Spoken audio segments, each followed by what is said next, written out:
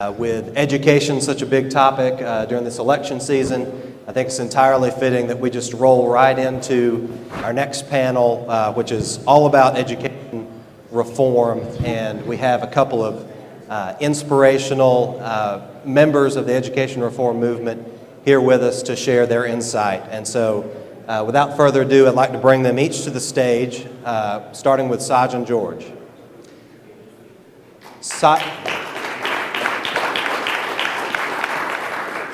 Sajan is the founder and CEO of Matchbook Learning.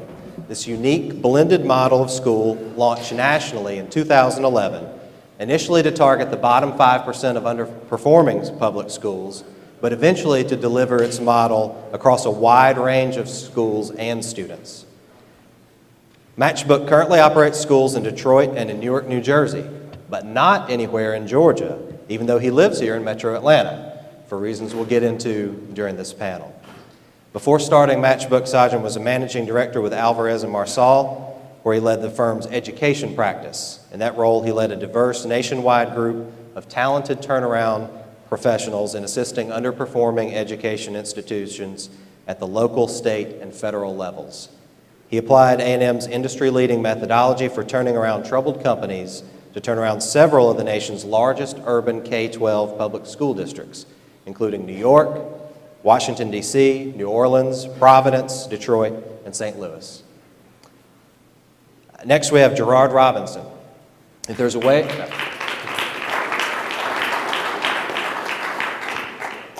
to be involved in education, Gerard has probably done it. He has taught at the elementary and collegiate levels, started a charter school in New York City, written numerous education policies in state legislatures and the U.S. House of Representatives, and worked to expand and reform choice programs in states including Wisconsin and Arkansas. Gerard previously served as president of the Black Alliance for Educational Options, which is a national nonprofit, nonpartisan organization whose mission is to actively support parental choice, to empower families, and to increase quality education options for black children. He's a board member of Georgia's own Gold Scholarship Program. Oh, and he's also served as Secretary of Education in Virginia and as Commissioner of the Florida Department of Education.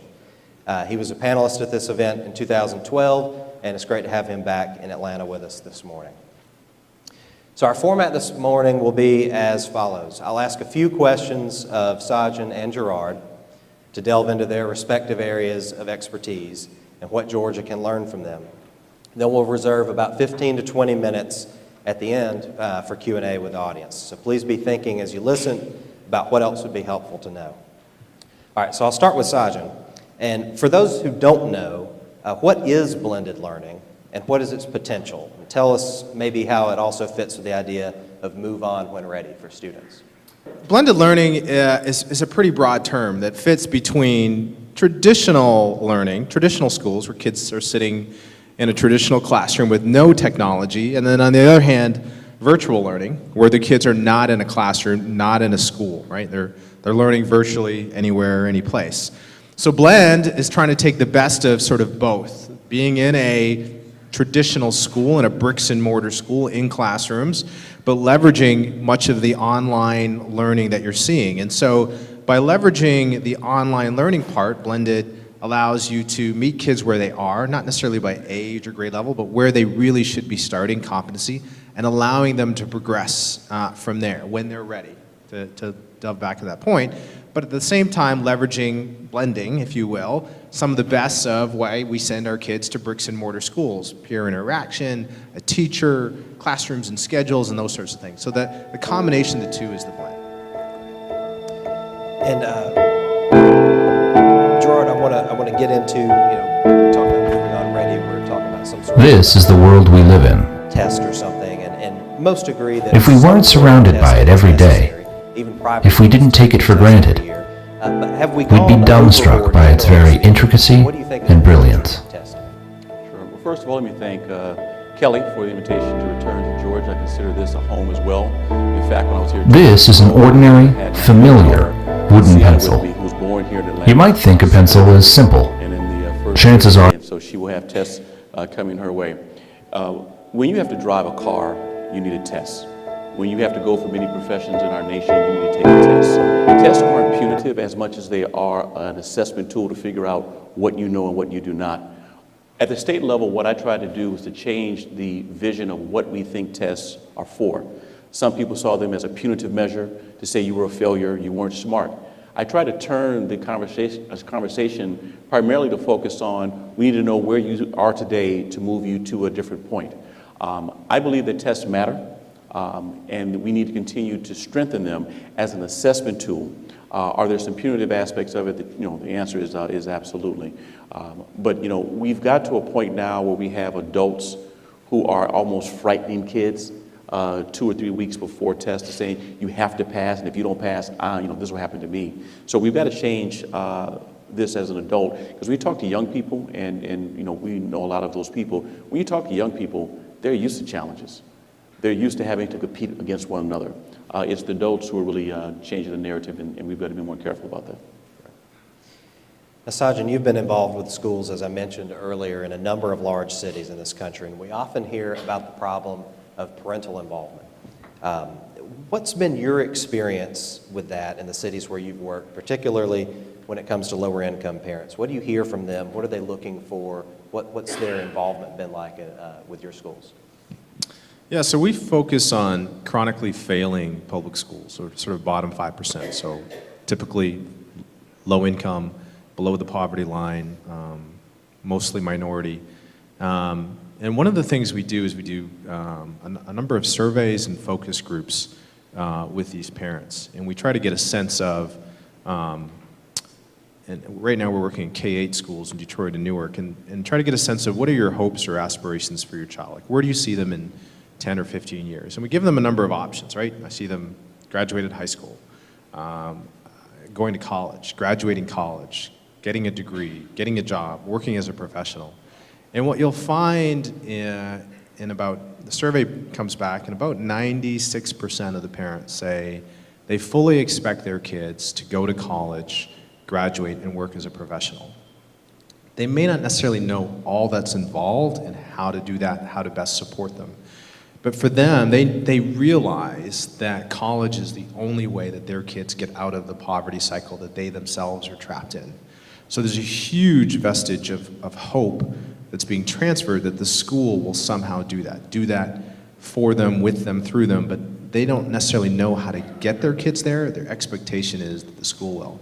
So what we try to do in our schools is build on that hope incrementally. We don't put a lot of expectations on the first week or first month with these parents. We want the kids to be excited about the school. We just had our first parent night on our Newark school. 250 parents showed up. And we make it sort of show and tell. Instead of lecturing at them or going through the curriculum or showing them the tools, like, we let them go into each of their kids' classrooms, sit in their kids' seat, log onto their kids' laptop, get a sense of what their kids are learning, see how they can see what they're learning every day and check on them. But let them experience school as their kid and rotate to the different classrooms, see how they progress when they're ready. So because for a lot of these parents, their actual schooling experience for themselves wasn't very positive. So if we slowly incrementalize how these parents experience school, and that experience is better, what we find is over the course of the year, we can build to higher and higher levels of parent engagement. But we don't use it as an excuse at the start of the school year that there isn't a high level of parent engagement, and therefore we're not as successful. I think what we have to tap into is where it is strong, where there is an asset base, and the asset base that we have is a high degree of hope on what the school can accomplish for their kids. So for people to use that as an excuse for why these schools or the students in these schools aren't going to succeed in the first place. I mean, as a lot of you know, I have a blog on AJC's website, and anytime I write about education reform and underperforming schools, one of the first things and most common things brought up is, well, it's all on the parents. They're not involved, and you're finding that they will get involved, brought along with incrementally in the way you've described. I'm finding that I can't use that as an excuse, because if their parents aren't involved, which is somewhat of a factor, then if I use that as an excuse, this kid has no shot. Like, we have to be successful in spite of that. And there are people that'll say, well, you'll never be successful in spite of that. So what do you say to the kid that doesn't have a parent involved? What do you say to the kid that's is raised by a single parent or their grandmother who works all day, 2 shifts, just to make enough money to cover rent and to provide a meal for that student and their siblings? You say to that student, hey, your parent isn't going to be involved in our parent meeting, so we have to be successful. These kids actually have no other hope other than their local public school. They really don't. So we just don't use it as an excuse. And then what we say is, somebody in that kid's family, more likely, whether they're involved or not, has a high degree of hope of what's going to happen here.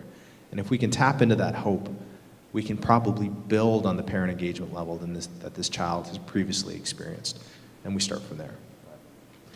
It's interesting when we put on the table the idea that low income or poor or parents who haven't gone to college aren't interested in their kids' education. All you have to do is look at the waiting lists for charter schools here in Greater Atlanta. In a previous life, I had an opportunity to serve as a founding board member of Kips Drive Academy. We did more than just simply submit a charter. We actually visited 220 homes, and we sat with parents from 1 to 3 hours. We laid out the school philosophy, the timeline, and gave them opportunity to ask us questions. These parents are hungry for something different to go along with what you said, hope. But it's very interesting when we then switch this to the political aspect. We can't support choice because parents won't take advantage of it. And that's just simply untrue. In fact, you'll find many parents who may have voted for one political party. Once they're educated to realize the person you voted for, in fact, is voting against your best interests, you begin to say, And so when I had worked for Bayo, we would hold something in Georgia called Education Sunday, where a minister would actually dedicate an entire sermon to education.